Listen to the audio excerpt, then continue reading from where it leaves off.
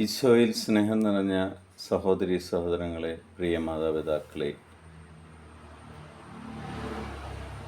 ഇന്ന് നമ്മൾ ശ്രവിക്കുന്ന തിരുവചന ഭാഗം ലൂക്കാ എഴുതിയ സുവിശേഷം 12-ാം അധ്യായം 22-ഉം 23-ഉം തിരുവചനങ്ങൾ. എന്തു ഭക്ഷിക്കും എന്ന് ജീവനെ പറ്റിയോ, എന്ത് ധരിക്കും എന്ന് ശരീരത്തെ പറ്റിയോ നിങ്ങൾ ആകുലരാകേണ്ട. എന്തെന്നാൽ ജീവൻ ഭക്ഷണത്തിനും ശരീരം വസ്ത്രത്തിനും ഉപരിയാണ്. ലോകത്തിലായിരിക്കുന്ന നമ്മൾക്ക് ഏറ്റവും കൂടുതൽ ആകുലതയുള്ള രണ്ട് കാര്യങ്ങളെക്കുറിച്ചാണ് കർത്താവ് വളരെ വ്യക്തമാക്കി പറയുന്നത്. ജീവൻ നിലനിർത്താൻ വേണ്ട ഭക്ഷണവും ശരീരത്തെ സംരക്ഷിക്കുവാൻ വേണ്ട വസ്ത്രവും.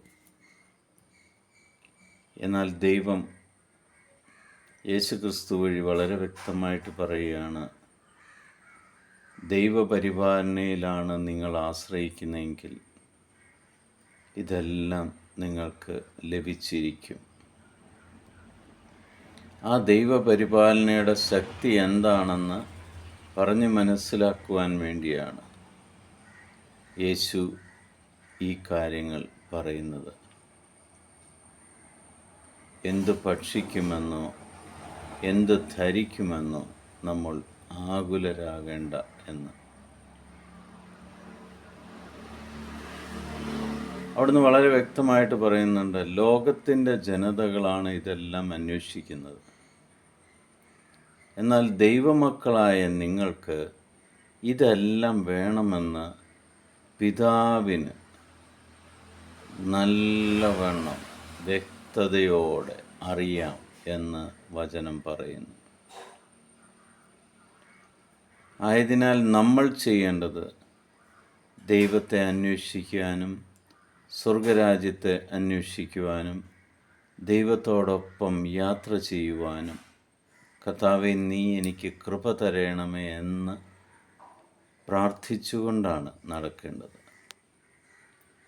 അപ്പോൾ ദൈവത്തോടു കൂടിയാണ് നമ്മളെങ്കിൽ ആ ദൈവം നമുക്ക് വേണ്ടതെല്ലാം തരും. ഇന്നത്തേക്ക് വേണ്ട ഭക്ഷണം കർത്താവ് ഒരുക്കി തരും. നിങ്ങൾക്ക് ഉപയോഗിക്കേണ്ട വസ്ത്രം കർത്താവ് ഒരുക്കി തരും. അതായത് ചോദിക്കാതെ തന്നെ എന്തെല്ലാം നിങ്ങൾക്ക് ആവശ്യമാണെന്ന് പിതാവിന് അറിയാവോ, അതെല്ലാം നിങ്ങൾക്ക് ലഭിക്കുവാൻ തുടങ്ങും. എൻ്റേതെന്ന് പറഞ്ഞ് നിൽക്കുമ്പോൾ അതെല്ലാം നിങ്ങളുടേത് മാത്രമായി.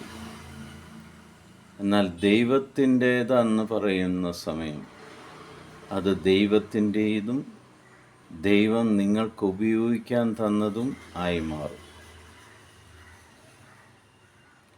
ആയതിനാൽ പ്രിയ സഹോദരി സഹോദരങ്ങളെ, ദൈവപരിപാലനയിൽ ആശ്രയിച്ചുകൊണ്ട് ദൈവത്തോടൊപ്പം നിൽക്കുക. ദൈവം തരുന്നത് നിങ്ങൾക്ക് ഏറ്റവും വലിയ അനുഗ്രഹമായി എപ്പോഴും മാറും. പിതാവിൻ്റെ സഹായം എപ്പോഴും നിങ്ങൾക്കുണ്ടായിരിക്കട്ടെ. പിതാവായ ദൈവത്തിൻ്റെയും പുത്രനായ യേശുക്രിസ്തുവിൻ്റെയും പരിശുദ്ധാത്മാവിൻ്റെയും സഹായവും കൃപയും നിങ്ങളെ മുന്നോട്ട് നയിക്കട്ടെ. നിങ്ങൾ എന്താഗ്രഹിക്കുന്നു അത് ദൈവനാമത്തിൽ നിങ്ങൾക്ക് ലഭിക്കട്ടെ എന്ന് പ്രാർത്ഥിക്കുന്നു. ഇന്നത്തെ ദിവസം കർത്താവിൻ്റെ നാമത്തിൽ നിങ്ങൾക്കൊരനുഗ്രഹവും സമാധാനവുമായിരിക്കട്ടെ. ഈശോ മിശിഹായ്ക്ക് സ്തുതിയായിരിക്കട്ടെ.